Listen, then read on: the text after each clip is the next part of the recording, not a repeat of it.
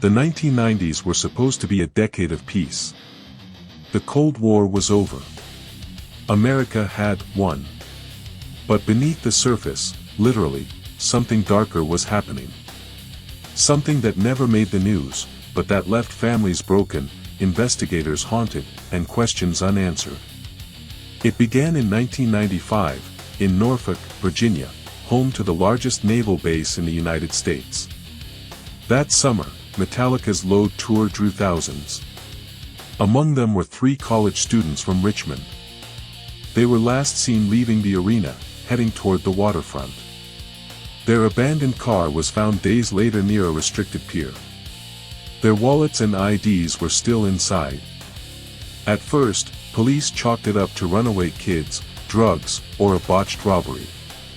But as weeks passed, similar disappearances emerged. Young men, mostly in their 20s, vanishing after metal shows. Slayer in Charleston. Pantera in Jacksonville. Sepultura in Miami. Always coastal cities. Always near ports. Always without a trace. By the end of 1996, federal authorities could no longer ignore it. A joint FBI-Navy task force began piecing together the cases. One internal memo, later leaked, referred to a possible maritime vector. Witnesses had reported seeing strange foreign men at multiple concerts, tall, heavily built, speaking with Russian accents. Some claimed they wore backstage passes, working as private security. At the same time, Navy sonar operators began picking up unexplained contacts off the East Coast. Slow-moving signatures that didn't match whales, freighters, or U.S. submarines. One operator described it as a shadow that didn't belong. The contacts would appear just offshore during concert weekends, and then vanish into deep water. It sounded absurd. A Russian submarine, here, in American waters, years after the USSR had collapsed. But after 1991, dozens of Soviet diesel subs were lost to corruption, sold on black markets. Some were supposedly scrapped. Others disappeared. In 1997, divers conducting routine maintenance off the coast of the Carolinas reported finding scraps of clothing tangled in undersea cables. One was confirmed to be a T-shirt from Pantera's Far Beyond Driven tour. Another carried faded Cyrillic lettering, as if cut from a Soviet uniform. Their discovery was quietly buried. The most disturbing evidence surfaced 2 years later. In 1999, the FBI raided a storage unit in Savannah, Georgia, linked to a former Russian émigré. Inside they found a box of cassette tapes. The first half of each tape contained audio from live concerts, crowd screams, guitar riffs, familiar anthems of the 90s metal scene. But halfway through, the recordings changed. The roar of music cut to silence.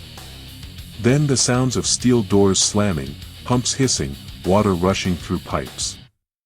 And voices, American accents, German, Russian. Men pleading. Some crying.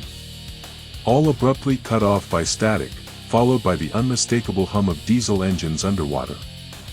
Those tapes were classified almost immediately, marked Joint Intelligence Property.